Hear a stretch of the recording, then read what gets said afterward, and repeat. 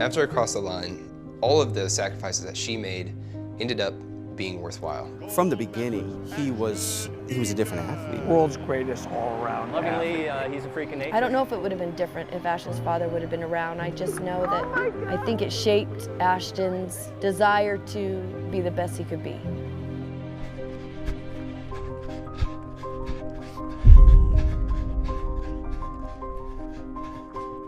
All of a sudden start connecting these little dots. Like, yeah, when I was outside in the pine, like jumping over sticks, you know, it started there.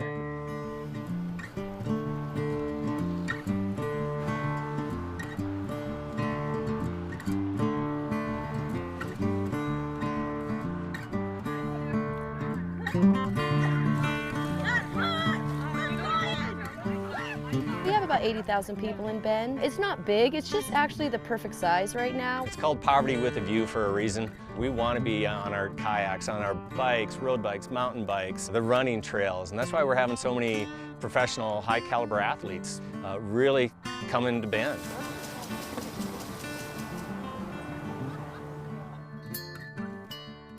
You just have all this different variety within really an hour and a half. There's nothing that really comes in your mind like, I can't do that. It's always like, oh yeah, I can do that because Ben has it. I knew Ashton was more athletic naturally than probably most of the kids his age group. I was called into the school a couple times because Ash was flipping off the benches, and so he learned about leadership. They were like, well, you can jump off of a bench and be okay, but now all these other kids want to flip off benches and they could get hurt. And so it was kind of a journey for Ashton, but I knew that he was more aware of himself physically than most kids at his age at probably around 5 or 6 years old. Let's go, Javon!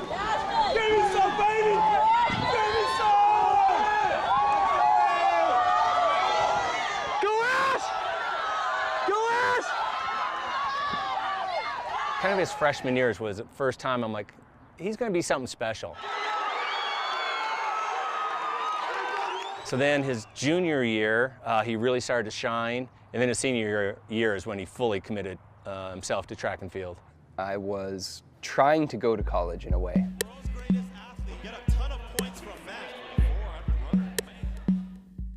This particular event was the long jump. High school record, top 10, like the number 10 was 24 feet even. I was like, if I do that, it's good. He said, Mom, Tate says that he thinks that I can do something and I'm not sure that I can do it. And I said, well, does it make any sense for Tate to ask you to do something that he doesn't think that you can do? And he said, well, no. And I said, exactly. So Tate must see something in you that you don't see in yourself. So you just need to believe them until you believe in yourself. Run through it, Joy. Good, good, good. Right there, call it. No. So I'm at Bend High, which is our rival school to Mountain View, and I'm long jumping really well. So well, in fact, that they have to move the board back. So they had a special piece of tape that they moved back and measured. And you know, it just so happens that day when they set out the athletic tape board, that was the day I jumped 24 feet, like quarter inch. It was awesome. In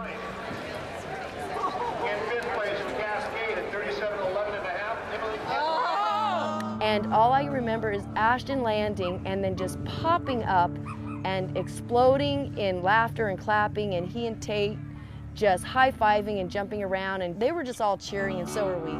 It was a really great moment of achievement for Ashton. Nobody in his family graduated from college, so he had the first opportunity, and we knew that track and field could be his in to get into a school. I come out of the locker room one day and they're like, Ashton, let's talk to you for a second. I was like, all right, what's up?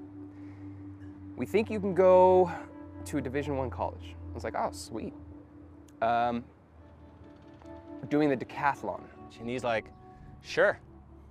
What's the decathlon? What's that? You know, so you know, it's May, my senior year. You're supposed to be choosing a college by now. I'm graduating in like 4 weeks, and I don't know what this thing is, but they tell me, and I think, yeah, it's pretty cool. They explained it to me a little bit, but honestly, I don't remember in detail. My mind was just focused on my kid could go to college. Steve Prefontaine of Oregon drops in. Prefontaine, and it's a prize mover. Steve Prefontaine bringing this Oregon crowd to its feet. Whatever the heck that thing was that they said that he could do, and get to college was okay with me. At that moment, I called every Pac-10 school that had a track program. We were fortunate, though, that Dan Steele at the U of O took my call. And as a coach, you take calls all the time. And most of them don't go anywhere, but some do. And he was competing in a meet at Willamette University.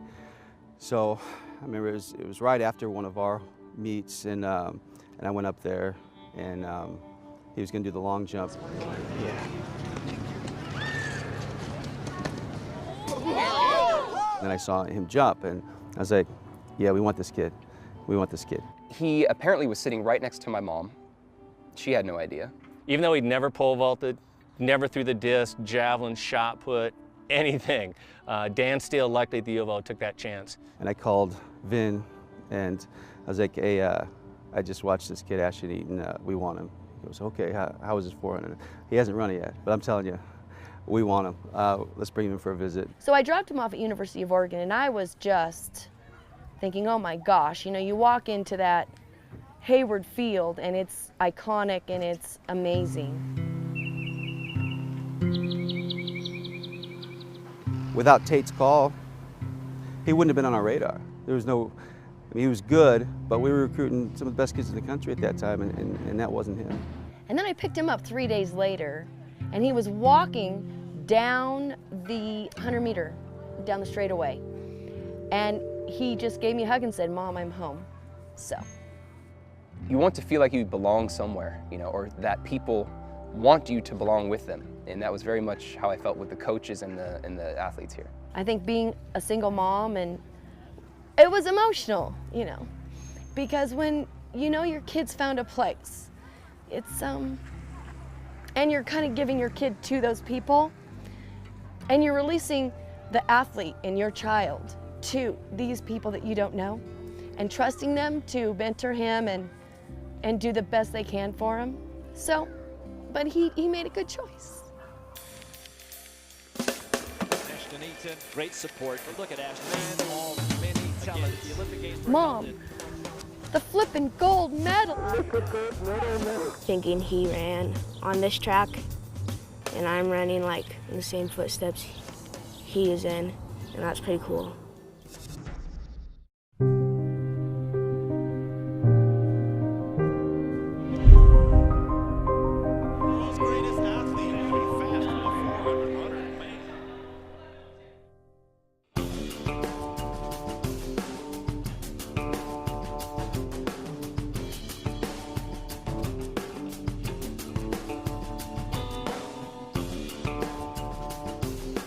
Pole vault's always crazy when you're teaching a guy that's never done it before. It was not a fast process at all. The younger ones scare you because they don't know when to be appropriately concerned with the problems. And he was just learning how to bend the pole.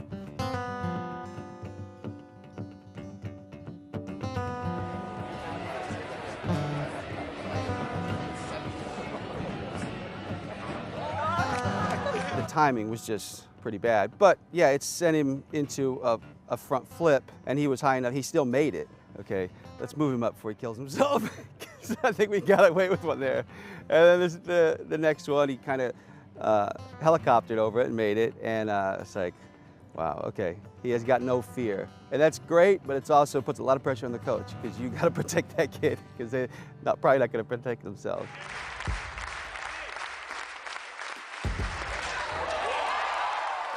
He was able to make the corrections, and he was doing things in practice that defied logic even just a few months before. He just had the it factor. And the it factor, you can't describe it, but when you see it, you know it. From the beginning, he was a different athlete. I would show him a drill, and he would just get it right away. You know, he had enough body awareness at that point that he could make the changes very quickly. I'm almost uncomfortable because logic is telling us something pretty crazy is going on here. He takes it down to the smallest detail. That's what separates him. Just a couple people close to me, I remember whispering, "Don't repeat this," and I'll deny it if anybody asks me about it. I think this guy can go 8,000 points this year. Suddenly, I recognized this guy's going to be, he'll be one of the best in the country this year. I think he's got the potential to be one of the best in the world.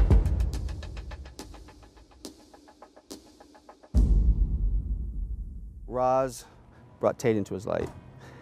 Tate brought me into his life. She put strong male role models in his life. It was by design.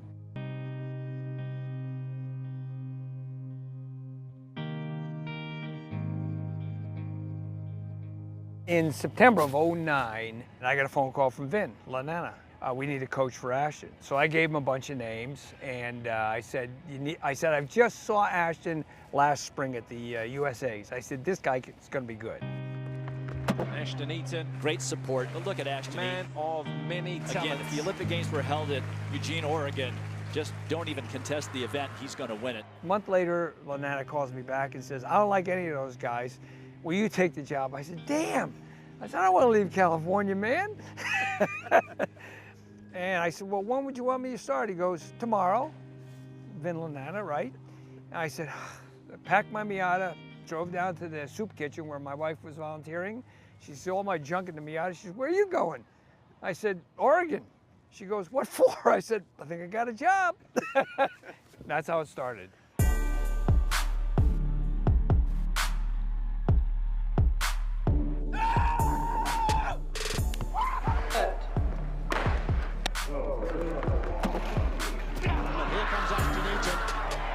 Ashton Eaton first, the time 10.35. He was schooled in the fundamentals. I kept drilling in fundamentals, fundamentals, fundamentals.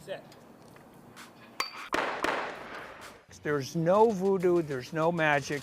We keep it simple. Ashton understands that, and he executes very well. So he is up and over, the first man to get over. I finished the pole vault and I PR'd and it was all awesome. Basically after the pole vault, you know you're gonna make the team, but then, Coach Mara, I meet with him. Javelin's next. And he's saying, hey, okay, if you throw this, here's the technique you wanna do to really, I'm thinking, why's he so obsessed with me? It seemed like he really wanted me to throw far. After the pole vault, his agent looked over and said, he can break the world record. I said, you're nuts. And he goes, no, look at it right here. So I ran over underneath, it was raining, and he saw me getting excited. And he goes, all right, cut to the chase, Harry. The only reason he's gonna want me to throw far is because there's some kind of record or something. So I asked, okay, how far do I need to throw to get the American record? And I kind of got choked up. I said, Ashton, the world record. And I was just like, oh. Throw this and run this and you got it. That to me is still an emotional time.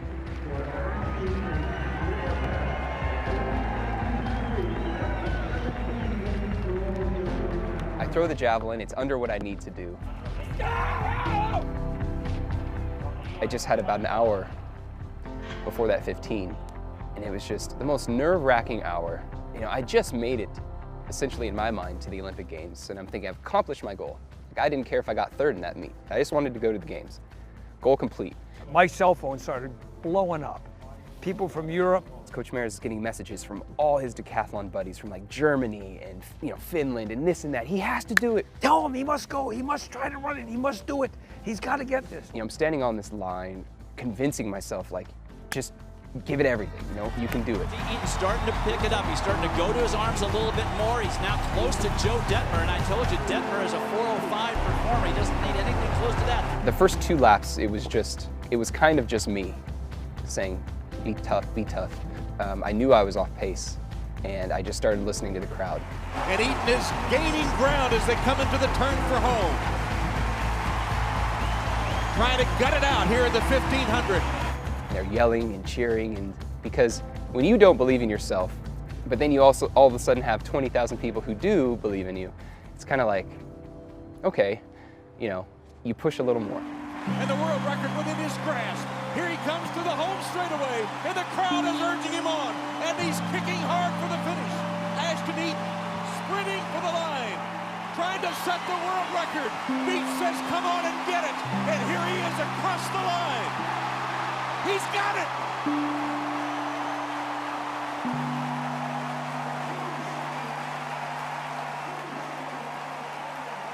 Oregon's own Ashton Eaton, the new world record holder. It was significant because it validated all the hard work that Ashton had done and our family. It was the culmination of really the goal of Ashton getting a good education, having his dream to be able to do athletics, and then this was just a cherry on top. This, you know, people ask, when did you know that your son could be an Olympian? And I said, well, when he made the team. And the new world's greatest athlete.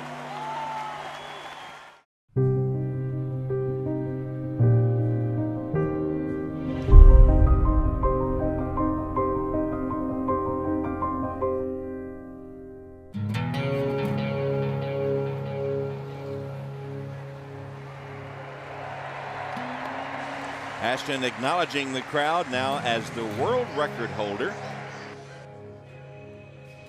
And there's the gun, and Eaton out of the blocks. Trey Hardy is there with him. Here is Eaton with Hardy chasing. Coming to the line, Ashton Eaton first, Trey Hardy second, the time 10.35. Ah! For me personally, it was the easiest decathlon I ever coached in my life. Crossing the line, Eaton timed in 45 flat. Wow, personal best Ashton Eaton. Look at the shock on his face. I had to pinch myself halfway through and say, is this happening? This kid is 24 years old. He's going in, he controlled that environment. Here's Eaton into the home straightaway. The crowd swells in applause. Ashton Eaton to claim the title of world's greatest athlete. On the 100th anniversary of the Olympic decathlon, Ashton Eaton of the United States wins the gold.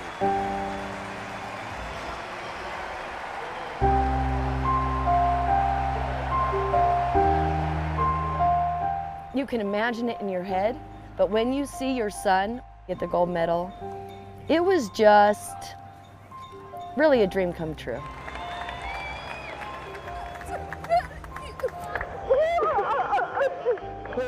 Mom, the flippin' gold medal, it's the gold medal, I can't believe it. And I said, I know, I'm so proud of you, you did so good. Look at that medal.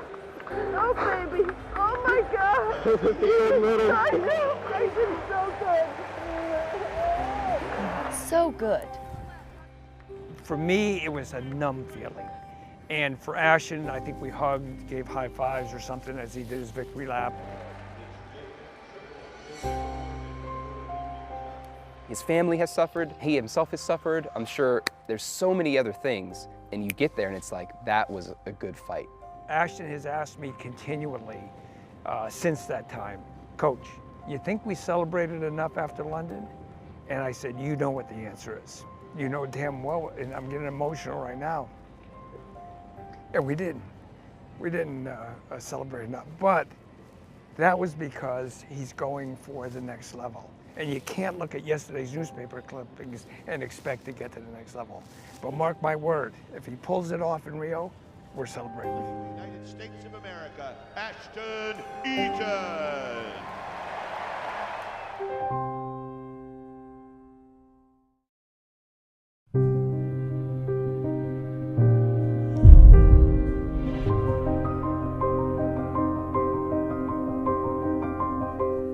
The 2012 decathlon is now officially in the books. Ashton Eaton has plenty of accomplishments to his name. I'm Ashton Eaton, and I'm an energy hero. That made him a world record holder, gold medal winner, and the world's best athlete. His former high school mountain dedicated their new track in his honor. We had a parade after the Olympics, and the organizing committee, we were sitting around like, how many people do you think we're going to get? 1,000, 2,000? We don't know. The city fathers and leaders of Bend chose to have a parade for Ashton.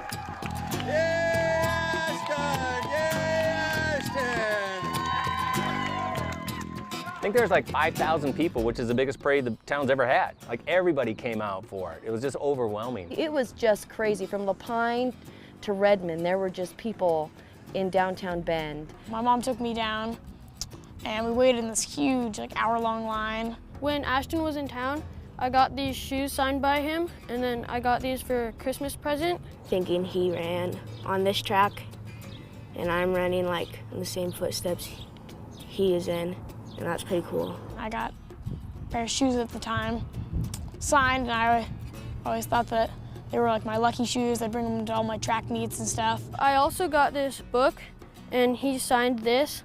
There's pictures of athletes in here, and it explains Prefontaine and like Bill Bowerman. There's like news articles and posters in the PE room of him, and so a lot of times I'll look at those and just read about him. For him to be able to come here and see the people that had appreciated his effort and then inspire kids at the same time, it was wonderful for Ashton to be able to say thank you to the community that he was raised in. I've never seen so many people in Central Oregon anywhere gathered together like this. I'm gonna tell you what, you guys are the best looking county I've ever seen. His mom, Roz, she's ultimately responsible for everything you see today. And one of her quests was to make sure Ashton was surrounded by strong male influences, because he didn't have a father in his life. Roz afforded him the opportunity to be with coaches like Tate, who really presented a fatherly figure to him. My wife and I don't have kids, and looking back on that, that was a time where we both really embraced him. I don't know if it would have been different if Ashton's father would have been around. I just know that sometimes diamonds come out of the most pressure, you know, the best diamonds. And I think it shaped Ashton's desire to achieve and his desire to be the best he could be.